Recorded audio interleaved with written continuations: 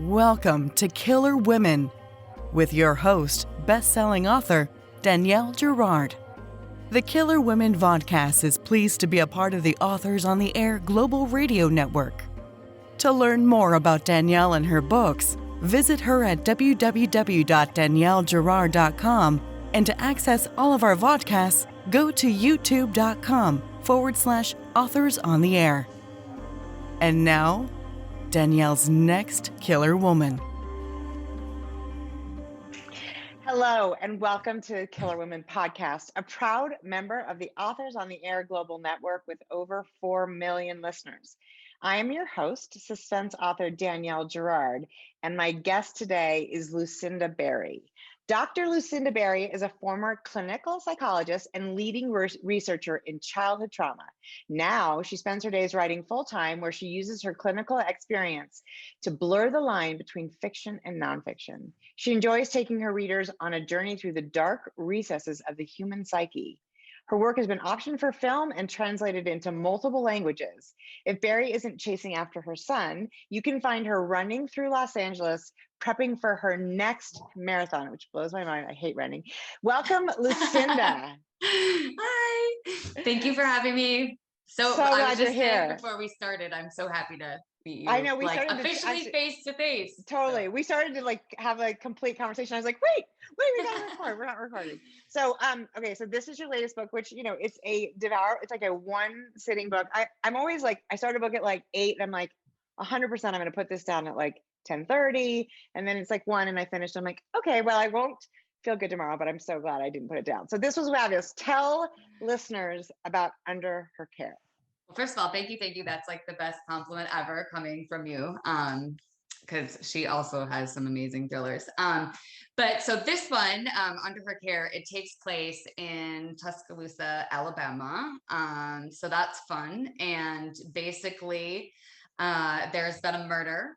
The mayor's wife has been murdered, and standing over her body is 14-year-old Mason Hill holding a bloody rock.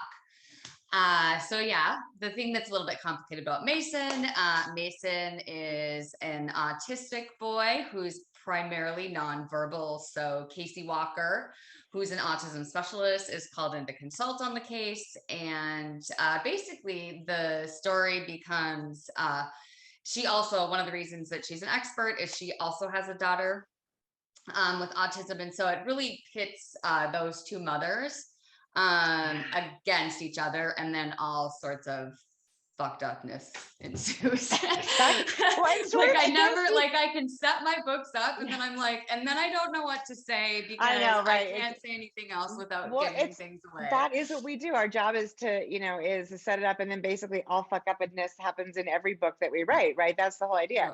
It's interesting that you say that about the women, because of course, this is Killer Women. We are here to, we love men, it's not a problem, but we're really here to sort of delve into the female psyche and, what drives us as writers, as mothers, as, sisters, daughters, all that stuff.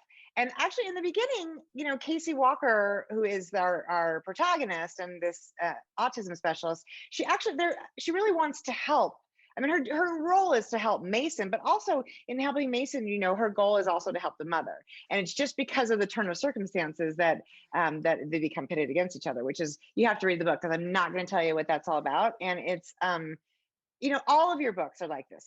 They are just the right speed and length. It's like, I start one and I think, it's not like if I were starting Anna Karenina, it's weeks, but it's like, I am starting a Lucinda Berry book, and I am an idiot to start this at 8 p.m. I should just start it at 5 so I can finish it in one day and go to bed like a normal person. But I of course never do that. But they're just perfectly paced for like a one long wonderful evening. So brava again. Okay, I got all sidetracked. So obviously, as your bio says, and you've had an incredible experience. You worked at UCLA with real clinical patients and situations. So obviously, you're drawing from that experience. Can you identify the kernel that became, Under Her Care? Was there a person, a moment, something?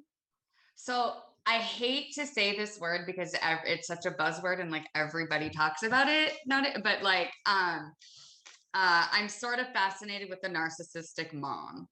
Uh, uh, and it sprung from that, and happening to know it actually came from like the Miss USA and that whole beauty scene and the South and all of Right. that is where it started.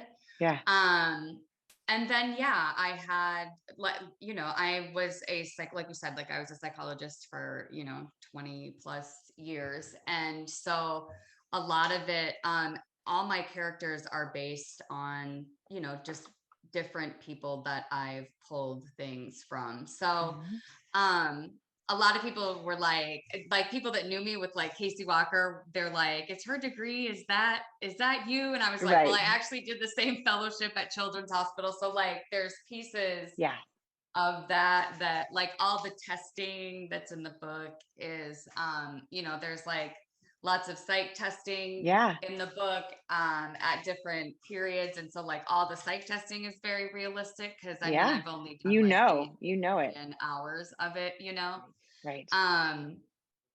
So yeah, I mean stuff, I just pull from all of that, and then like the world around me. I mean, all of my stuff really almost always starts from like something that happened, and then I'm like, what if? Right. And then I'm just gone, Well, like, yeah. Sorry, I just want No, that's fine. No. Finish up. But I was just gonna say, like, it's interesting to me because actually, one of the things you said that totally, pinged my brain is that the narcissistic mother. When your experience is of course focused on these children, but God, children do not live in any sort of vacuum. They are, surrounded by these, and it's probably slightly insane, maybe because of trauma, like raising a kid so who's you nonverbal. bring up a great point, and nobody's ever brought that up before, Danielle. That's because you have such a brilliant fucking mind. Is that every kid you see their their parents or whoever their caregiver is, because you don't ever see a kid in isolation. Right. For one, you always have, whether it's their foster parent, their social worker, you're always involved with the caregivers, and those are, I cannot even tell you. So yeah, all of the parents, all of that is there too, because you don't And see you almost the kid have to in work isolation. And like some of the hardest people, like I will never forget the first mom that I had to sit in the therapy room that like sort of like not unapologetic, but yes, basically unapologetically had allowed her 6 and 8 year old little girls to be sexually abused by her boyfriend, and so you treat those people too, like just as much as you're with the kids, and like being in those minds. And I mean, learning how to like, right, like how do you how do you work with a patient, like you know what I mean? So like all of that stuff, all how the do you parents, not wring her neck? Yeah, like just across the room and choke them and through the wall, so and you're really dealing through the parents, because the parents are the ones who have the control of these children. So, and if the parent has a diagnosis, which, I mean, let's be honest, as parents, naturally things like anxiety, there's a lot of diagnoses, I mean, attention deficit disorder. Should I start raising my hand? I know, me too.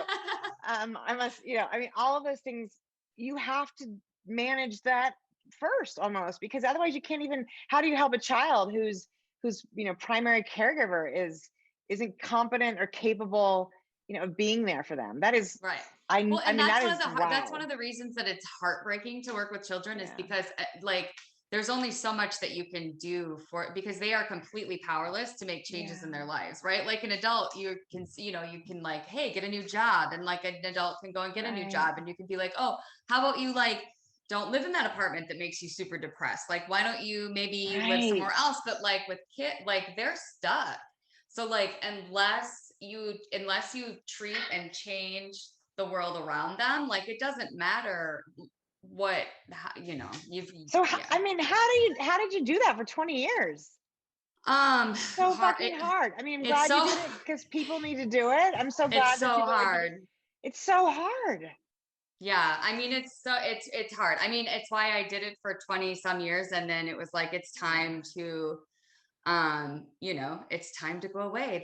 It's, you know, and we call it, there's a name for it now. We call it secondary traumatic stress, you know, people that work, you know, in trauma, and in those, and, you know, like you can't live and hear it day in and day out and not, you know, you know, because you're a mom.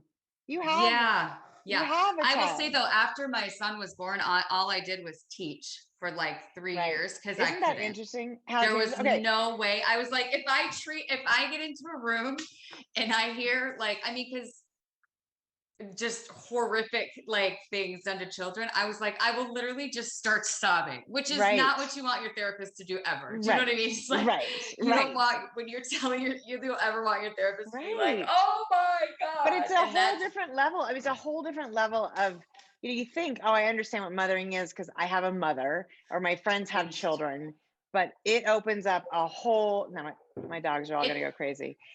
It opens up an entire part of our like vulnerability and hearts, and it changes everything. And you think, you know, like I remember saying, like everybody, I remember saying that like my life wasn't going to be all that different, right? Like I'm not going to change all that much when I have a kid. I did, and I really believed that, like to my soul, right?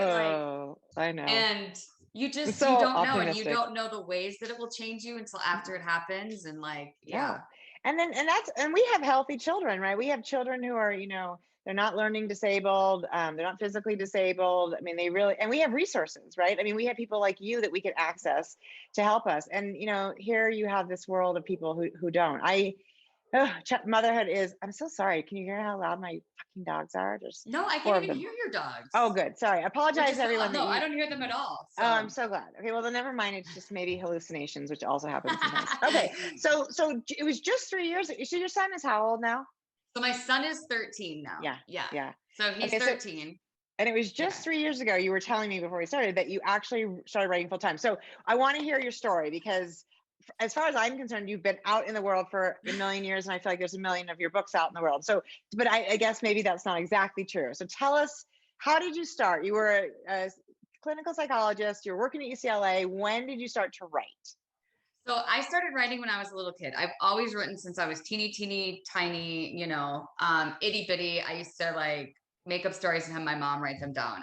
But it was never anything. It was just always this thing that I did. And it was never, you know, and I also grew up in like it was a long time ago, and I grew up very rural Midwest. And so being a writer wasn't like, oh, you're gonna be a writer when you grow up. That was not what was programmed. You know, it just wasn't. So, but I always wrote, I mean, I had like poems published in like the local newspaper. Like, I wrote my first book, The Overnighters, when I was like in 4th grade. It was like my first 100-page book. It was amazing. Where is it now? We need it. So, I gave it to my like 4th grade English teacher, and he never gave it back to me. It's super, my mom's like convinced. She's like, it's on the shelf somewhere. Right, exactly. Under a different title. Right. So yeah, so I'd always written, and then, and then, you know, life happened or whatever. And I still always journaled. I still always wrote. I specialized, I mean, as soon as my major was, psychology,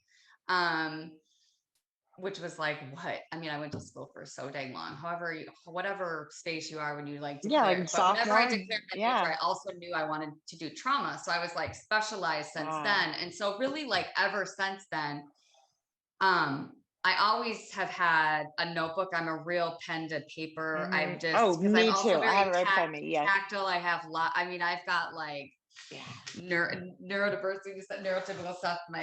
So anyways, but so I always had a notebook, and so just always like jotting down characters, story ideas, all these just like messed up things that I was hearing and learning about. And some of it was fiction, some of it was nonfiction, you know, but so I was just like always writing. And then this thing happened between 2 twins. Phantom Limb again is based on, you know, a relatively started truthfully. So this thing happened where I don't want to get to, but whatever. So like this thing happened where these 2 twins were like really abused, and one of them died. Right. Okay. And well, it was awful. They were like severely abused. Then they were rescued Oh. And then once they were rescued, the one of them got meningitis and then died. It was like this Oh. awful thing, and she was treating them and all of that. So Phantom Limb sprung from that event, Yeah. and I started writing it. And I think What a that fabulous happened. title, by the way. Because phantom Thank limb you. is a thing that we now hear a lot about, right? Where you like somebody loses Yeah. a limb and they can still feel it. It itches. I can It's still feel painful. it. It's really a powerful, post-traumatic thing for people. So it's a great title for It two was twins. yeah, it was like it's one of my favorite titles It's actually. a great. One I of my know. And favorite titles. I think titles might be harder than books, personally. titles Okay, are so I agree. so So phantom anyway, limb. I just start writing, this book, and it's just turning into a book, because this time it's more than a story, and it's more than just and I'm just going, and I'm in this whole thing. So like I start graduate school, and and I'm just writing it sort of whenever I can, and it's like this escape, which is funny because it's like I'm in psychology and then escaping to this dark Right, world, but more psychology. somehow it's Right. like I don't know, Right. I don't No, know, it's a I don't different. know, It's fiction right? still, But it's right? I don't know. So I finish it, and uh shortly after I moved to Los Angeles, and did the whole like finding an agent thing. Took me forever to find an agent, but for me it was fine because it was just like I just really liked the book and like It was like a wanted to share it hobby. with the You world. didn't, Yeah, it you wasn't didn't, like I was still like, really immersed in like the right. psychology world. The Yeah. writing was Right. like, this is just a really cool, fun story, because really ultimately, like, I just love to entertain. Like, I just love to Telling a entertain. story, I like to right. twist your brain and make you think about things that you've not, all these You things. do So that. You do that very well. so I'm like, but anyway, so I finally land an agent. Kimberly, I was telling you, it was Kimberly Witherspoon, like James Patterson. So I Amazing. land a super reputable agent, which I'm Yeah. so happy about, right? Because you're in Right. this world. Any It's so writer hard, knows, right. like that's, so I land this amazing agent, and and she can't sell Phantom Limb. So this is what I was telling you before. So she can't sell Phantom Limb. It goes out, comes back, and everybody says the same thing. We can tell What do they say? She's too dark. I We love love that. her, but she's too dark. She's too dark. She's too dark. And we hear it like a gazillion times. And that is, so then I'm sorry. anyways, I feel like we need to talk about that just for a moment, because it's like, she is too dark. I sort of wonder, like, had you been Lucinda Berry, which would have been interesting, is it because we're women writers? I mean, I get that like, wow, how does somebody so sweet looking write such dark stuff? And like Hannah Morrissey, she said basically that's what they said about her first book. It's too dark. no, I mean, it's like, there's so much dark stuff. Has anybody read the dark? There's so many dark authors, I mean, and then like, look what came out. I mean, like, look what's, I mean, like this, Yes! I mean, like, right. There's everywhere there's dark stuff. It's just, I do wonder if it's a female thing, but anyway. Yeah, I don't know. Aside. I mean, but it was, yeah. And I'm also like, what is too dark? What does that even mean? I'm too like, what, you're talking about my head in there. You're talking about what's going on in my head. Don't be casting all your negativity on that. Yeah. Okay. So then, we couldn't sell it. And then it just so happened. So then, she's like, well, why don't you like write something else, and at that time I was just like, yeah, just kind of, cause I'm like, I really had just like wrote this like great story that I thought was great, wanted to share with the world. So then it just so happened that one of my friends, Kate Danley, and this would have been like 2015-ish. She was a huge like fantasy author, indie author, and had done just absolutely amazing, was killing it, still kills it. Anyways, and she was like, have you ever thought of doing it by yourself, of like just publishing the book? And I was like, no, all this and that. And so anyways, I had the whole thing of, do I do it by myself? Do I do it by myself? Should I keep going? What should I do? Whatever. And so then I finally ended up doing it myself. So I did it myself. I learned I just like, I studied for probably about a year, just like everybody that was doing it and doing it well. And like, how do you do it? How do you, really how you market a really good self-published book, as you make it look, you should not be able Tell So the look at difference. that book and Right, tell right. that it's like, you should be, you know, indistinguishable. You should look Yeah. just like a traditionally published book in any Yeah. form or fashion of it. So anyways, that was my little PSA. Yeah, so true. It's so for true. any indie person out there. That's the first thing, is like, you have to have a good product. So Yes. with the packaging, all that stuff. The Anyway, packaging and the editing, you can't have errors, and you have to have somebody else do it, because you don't find your own errors. It's just the truth of the matter. And I don't know where to put the commas. Right, you don't. And the reason that Phantom Limb was looked the way it did when I did publish it, is because the manuscript had been worked over and edited like so many times by my agent and all of their people. So it was a polished, finished, really solid manuscript, you know. So anyways, it went out, and then it did really well. So it did really well. It hit got in the top like 100 and just like stayed there for a while. And then people came to me. And so that was, so I published Phantom Limb in like 2017, and then 2018. So 2018, I just then signed a 2-book deal with Thomas and Mercer. Yep. As you know them well. Yes. And so I signed a 2-book deal with Thomas and Mercer. And then it just so happened at the time that I did that I was finishing up a 4-year contract that I'd had at UCLA. Like the timing with that was really similar. And and so I just decided, rather than get on another project at the center, I was like, you know what, I think I'm done. And that was 3 years ago. So that one book out. And you had signed you had a 2-book contract from Thomas Mercer, who's also was my publisher, and you quit your day job. That's like that. Well, I didn't just have 1 book out. So Phantom Limb came first, and then before I signed Phantom Limb came first, and then I had 2 other books in between that set to go that I released 2 to 3 months, or however many months it was a piece. So I had Saving Noah and Appetite for Innocence both came out smart interim. Yeah. So I went boom, boom. That's how you do that's how really successful self-published authors are doing this, right? Because the thing is, with 1 book, it's not enough to really get the momentum going. But so smart. Brilliant. Well, and it's all about, if you're going to be a self-published author and you're going to be on Amazon, and that's going to be your predominant platform, then you direct like everything to Amazon. Do you know what I mean? And through Amazon. And so if you have, and directly, to your next book afterwards, like then Amazon starts to work for you. So like if you work with them, they, the algorithm can be your algorithm will. And I've always, I've just always tucked myself in there, and I've always modeled myself after what the indies do, because I'm with Thomas and Mercer, and they're a predominant, Amazon publisher. So it works. It's awesome. Okay, so then your first. That was like the longest answer on the planet. No, that's good. I wanted to know the history, and I think people are really interested. I think it is also interesting to. I mean, the thing I hear over and over again, and the thing we know as authors of multiple books, is that you had, when you said I think this is the only story I want to tell, then you definitely weren't like ready to be a full-time author, right? You were like, but then clearly in between that moment and for sure now, and even 2017, you were like, no, I think I'm going to give this writing thing another go.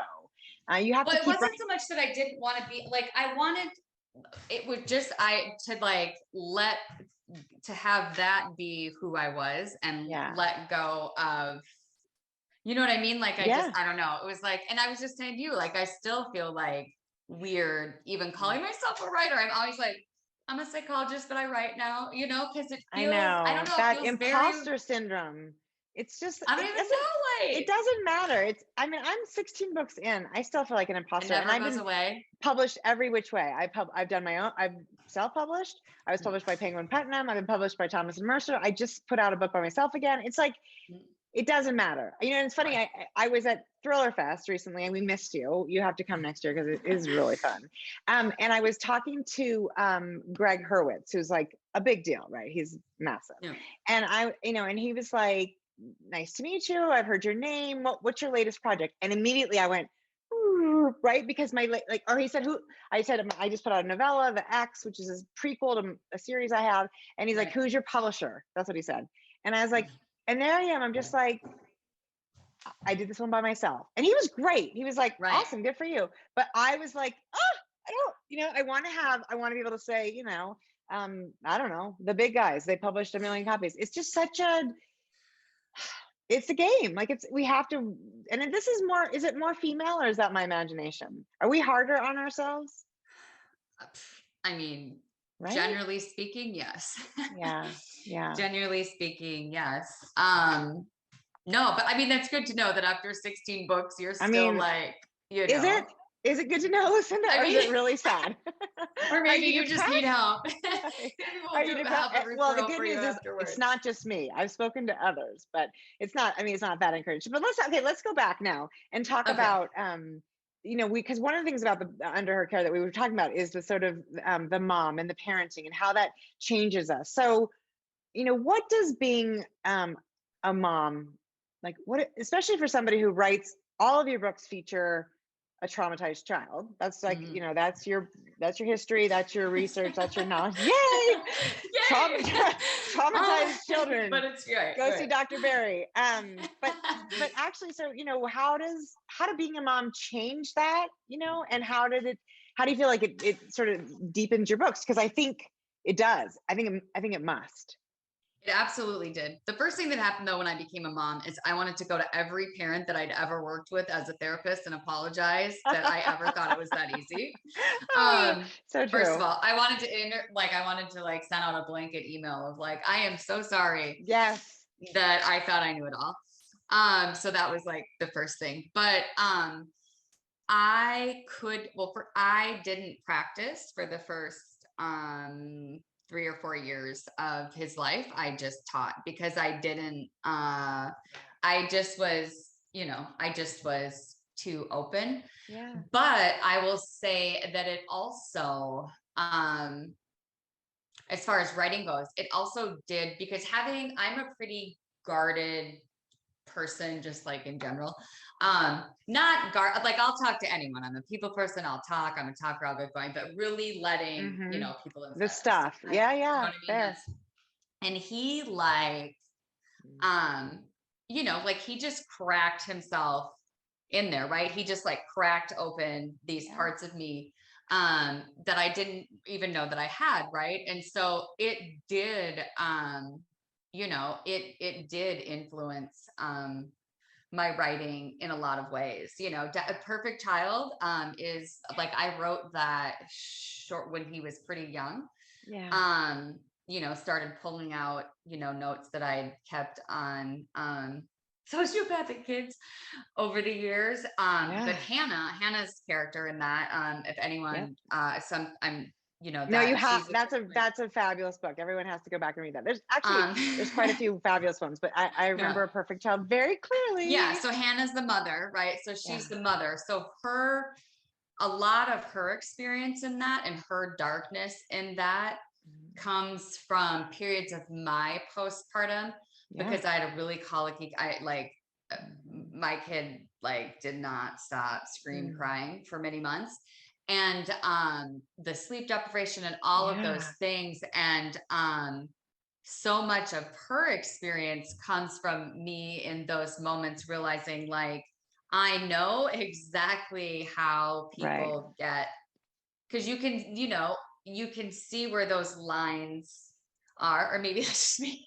Right. But and so her character was born out of that period of time, sort of like in my own life and all of the mothers around me, right? Those first 2 years, you know them, right? Because it's just the hormones alone, right? Like I used to, it's like you become a mom and it's like the hormone surge. It's like, it felt like somebody took my brain out of my head. Right. And then just shook it around like a snow globe and then plopped it back in, and it's like, It's you such a know. disadvantage to be. I mean, I don't think. I don't know. I don't think adoptive mothers are that much better. Like, I don't know that it's just the pregnancy hormones. There's something about that kid that loosens every insecurity you ever had your entire Yeah. life, right? Yeah, it just Shit, yeah. just I mean, it just spreads it around the dislodges room like everything in confetti. your heart. Like, I mean, just all of it. Yeah. Yeah, So it can't not affect, what comes out on the page in some way, you right. know? And Yeah. it's And it interesting that definitely did. I mean, it definitely opened me and you in a talk different about way. that dark, like that particular darkness of that period, because now my kids are 20 and 22, and I'm so far removed, but Mhm. it's trauma, it's little t trauma, but it's trauma, and I can go back there and remember those days, but most days I don't think about how hard that was, how isolating, how lonely. um and I think I think for women who are out there having babies right now, and particularly pandemic, can you imagine having Oof. had a infant, No, or a no. pre, having a bunch of kids that you had to homeschool as well as an infant. Anyway, I think Yeah. these women, for them, it's a gift to read about somebody who's struggling, because it's like it normalizes it. You are not alone. I mean, not everyone's going to have a sociopath child, thankfully, but even just Right. the emotions of Hannah, just the sort of the normal maternal Mm. shit is At so the sleep comforting. deprivation, I mean, if you have the sleep, I mean, sleep deprivation is real. I mean, there's a reason that they use it as a form of psychological torture in, with criminals, because it's, so yeah, like So all those true. period, those years are very unique. I mean, Yeah. I mean, God, my kid's a teenager now, and I'm like, this period is I know, so, it's so, every period's like, this yeah. is, Yeah. You're like, so, it was so easy when they were little child, little problems, big child, big problems. But right? yeah, but I'm not, I don't know. The sleep deprivation is real. And you don't realize, I mean, a lot, I always thought, well, I'm a sleeper. I love sleep, but I never thought I needed it. As much of it, quite as much as I did. But I also realized, like, for my emotional process, sleep is how I process. So like when things are really overwhelming for me, I'll sob and then I'll go to sleep. And it's like my defense mechanism. It's like when I can kind of, I just, because I want to be alone, I want to curl in. And so I think that, and then to take that away from me when at the time when probably, I need it the most was, and I don't think I'm alone. I think for a lot of people that quiet, is peaceful and brings us down. And yeah, you don't get enough of that. And it's not just the infancy, it's what now. I mean, 2 years ago, it was them coming home. They're going to be home by their curfew, and you can't go to sleep until they're home. And yeah, never girlfriend, it ends. just doesn't end. Never, It doesn't ever, end. ever ends. It doesn't end. I don't There's know what no to say. end. Okay, so There's no end. tell us about your process. So you have a kernel that stems off, and it sounds like you mentioned that you pulled sort of some story out from some notes you had from before. Like you said, you're a big note taker. So do you have kind of is there like a secret I always folder? have a notebook in my life, or multiple notebooks in my life. Always. So I'm jotting things down. And then, I mean, I'm not a plotter.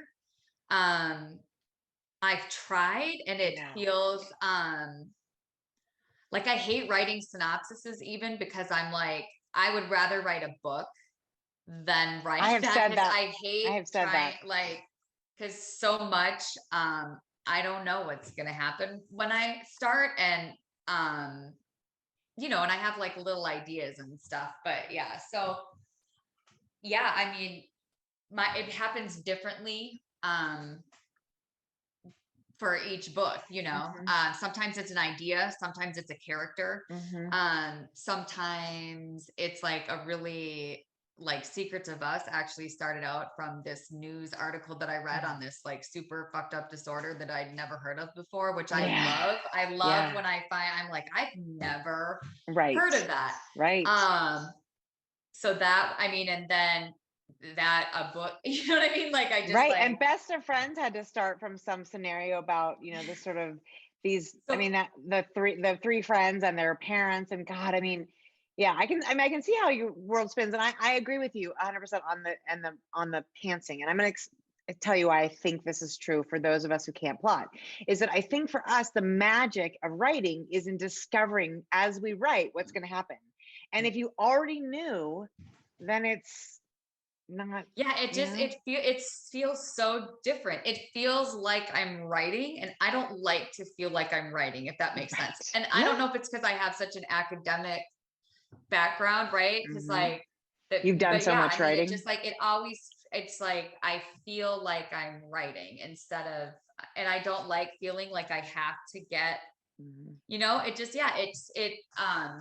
it really, really actually stunts my process. It's like when I try to plot, it actually you're more it messes exploring. it up. When you're in the book, it's like you're kind of exploring. What are these people going to do? Where are they going to take me? Rather than, like for example, so like in or not Secrets of Us, this is Under Her Care. I'm like, this book, what book did I just? But so when I started this one, the character in here, Savannah, didn't even exist. Like she just happened. Yeah. She just happened organically as I went along, right? Yeah, Mason's sister. Which was yeah, and she's like one of them, you know. Yeah. So she, you know, and that never would have happened if I was like, right. You know, so then you're going back then, because you get to a certain point and you realize, wow, I'm going to introduce this character who is, you know, the other child of this mom and, you know, Mason's sister. And so then you went back and kind of, you know, because really the thing is, if you don't plot, then you're always sort of writing in that circular motion, right? I mean, you always have to kind of go back. It just, you know, and it wasn't too tough to do in this instance. It was, you know, it was like pretty easy. But yeah, I think that that's a good description. Is I like, it is a much more circular process. Yeah, because you have to kind of go back and right? This thing. Right. Yeah. Right. Absolutely. And it changed it changed, like as soon as she was introduced and I had an idea for her, because when she was introduced, I knew where I wanted to go with her. That was how she came to me. And I was like, yeah.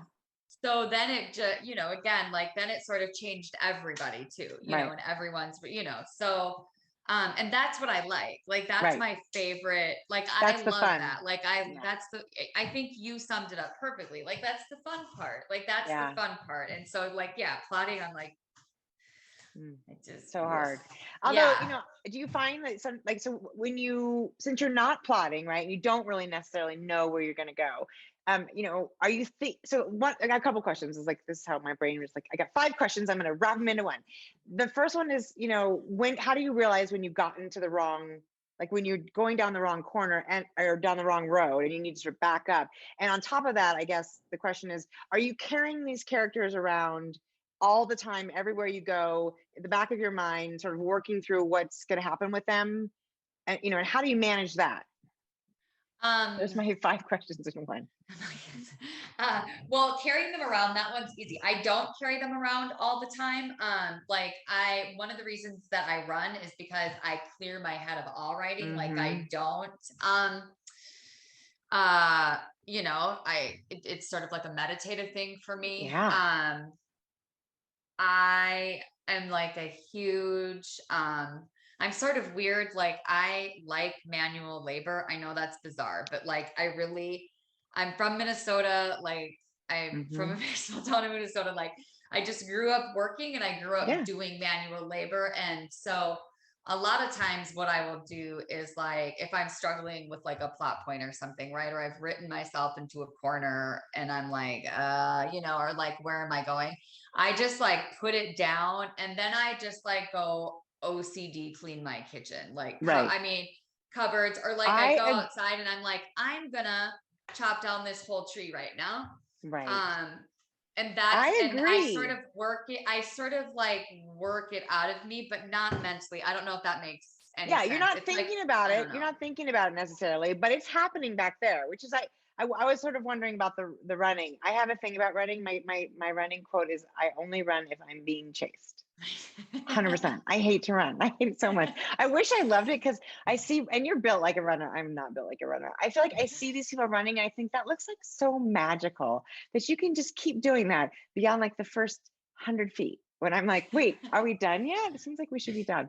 But I know what you mean, because I actually I'll build a bookshelf. I mean, like, put something together, or I'll I've one time we got a set of silver, which I've never used in my entire marriage, but every once in a while I take it out and polish it, right?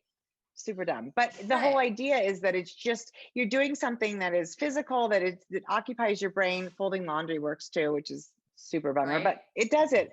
And that I think that is when a solution can come, right? Yeah. So do you feel like, do you ever, so I have my problem is that sometimes I keep working. I'm like, I know I'm not going the right way, but I'm like, I can move this boulder. I can just move it. So, how does that work for you? Like, you're like, something about this isn't right. How soon do you sort of realize, wait? Well, if I'm really attached to it, I really try to push it. Like, if I'm really attached, I'm like, Sisyphus. Yeah, I'm like, I can figure out a way. A lot of times what happens to me though, more often than anything though, is like, it's after I send like the first draft away, right, for the big developmental edit, and then I get it back, and then and they're like, and I realize, like, it's usually that read where I'm like, what the hell did I just do there? Like, what was I thinking? Like, that makes no sense. You know? So you have so it takes an outside reader, which I think is, I think that's true for me too. I think it takes and that's really, it's interesting, because I feel like I really want to be, we're plenty of books in, and I feel like at some point, aren't I going to get smart enough to be like, why do I want to write 160,000 words for one 90,000 word book when I could just do it right the first time? Why is that? When am I going to learn? I want to know. That's my question. I mean, but it's an interesting thing. And I don't know it. I sometimes don't know though, if I got stopped in the middle of my messy first draft, if I still wouldn't mess it up a whole new way. Like, if you have to you have to do that draft your own messy, wrong way first.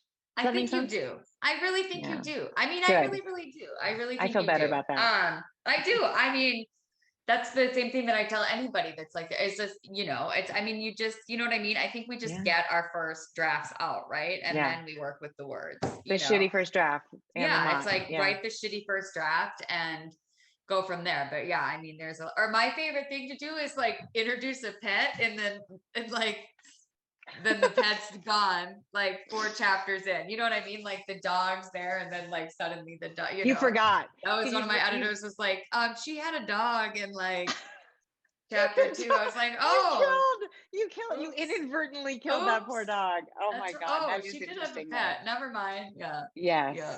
That's just, and your books are standalones. Have you done my books are all standalones? Yeah, they're all don't they usually say to you, I mean, I feel like every publisher always says, with every book I've ever written, Exhume was a standalone, Whiteout was a standalone, and they're like, okay, we're in a series. And I'm like, that's not how I did. So how are you, what happens? How are you avoiding that? You kill the main characters and it's impossible.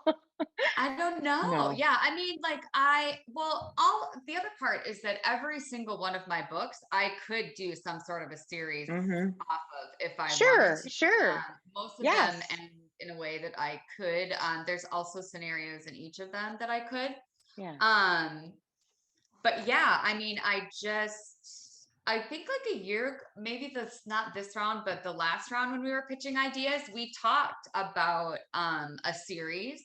Yeah. And the whole Thomas and Mercer team was like, nah, we don't think so. Like, let's just keep rolling. Because people love your standalones. And actually the scenarios and so I'm like, yeah, your scenarios are so specific and unusual that I think you're not writing about, I mean, you could 100% have a trauma psychologist who handles cases with the LAPD or whoever, right? I mean, that would actually be a really interesting series. I would love to read that. But given your success where you are and the ability to create a whole new world each time, there's sort of magic in that, and why mess with success, right? Right. Yeah. I mean, let's just let's just keep rolling. Let's go with what works and keep rolling. So how many books it get hard to write in the same, like, what's the biggest number of books you have in a series? Because I know you have a couple. So the first series I ever wrote, The Rookie Club, is 5 books, but Okay. it's not really a series. It was a cheater series. We call it Rookie Club because it's a group of women in the San Francisco police department before there were a lot of women. So it was like a group of women who bonded together, and then each book features one of them. Books 1 and 5 feature sex crimes inspector Jamie Vale. So there's a little bit of that. The real series that I wrote was the X series. This Okay. Dr. Annabelle Schwartzman, who's a medical examiner, and that was 4 books. And she was introduced. Actually, Annabelle appeared in the last Rookie Club book. That's where she was born. So it's kind of a spin-off. Okay. Yeah. Okay. And so Yeah. then you did a spin-off. Okay.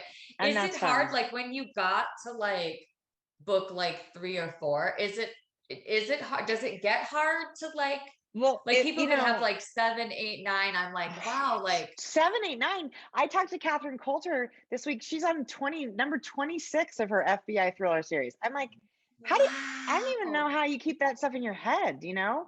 I find the way it worked for me is because there's a big arc.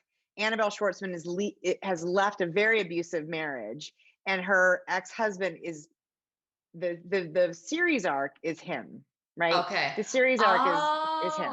So Is him. Okay. he's around for 4 books. Spoiler alert: in the book Expire, he's no longer around.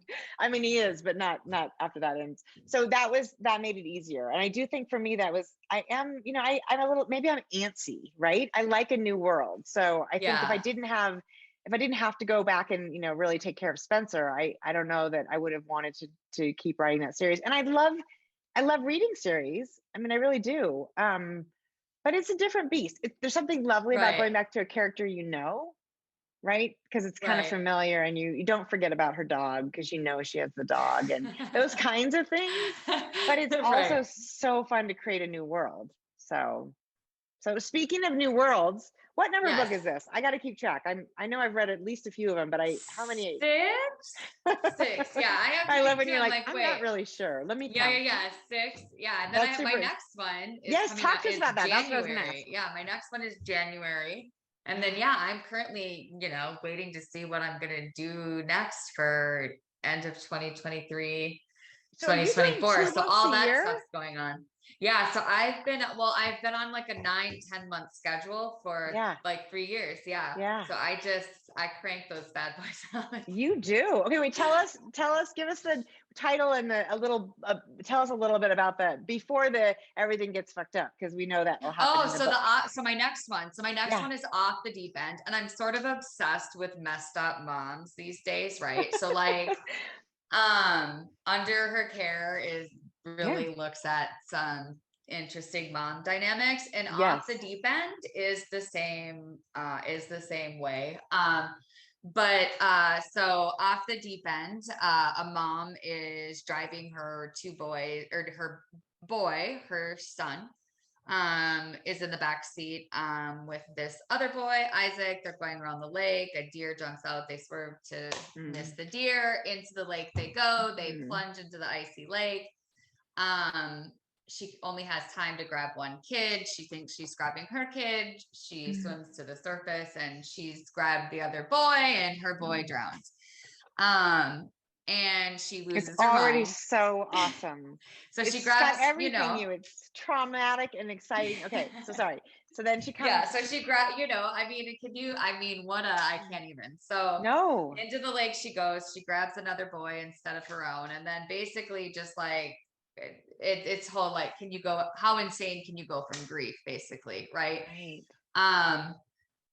From that angle. And so the story then itself, that's sort of like the prologue, and then the story itself takes place 10 months later, when Isaac, this boy that she rescued instead of her own son, has gone missing, and she's one of the primary suspects in that investigation, given her complicated relationship with him that only gets more complicated as the story goes on. And so and so then that one is told from the perspective of the mom that went into the lake, and then the mom whose boy she saved and is now missing. So yes, I do trigger love warnings the multiple, all over that book too, by the way. I love the multiple moms. I think I'm like obsessed lately with messed up moms. I'm not. I mean, isn't it true that, like, I mean, think about it, we're first of all, I think moms are we're so hard on ourselves, but we're also kind of brutal to each other, right? I mean, you watch the moms, like the moms who are like, you can only be a stay-at-home mom versus the moms who are like,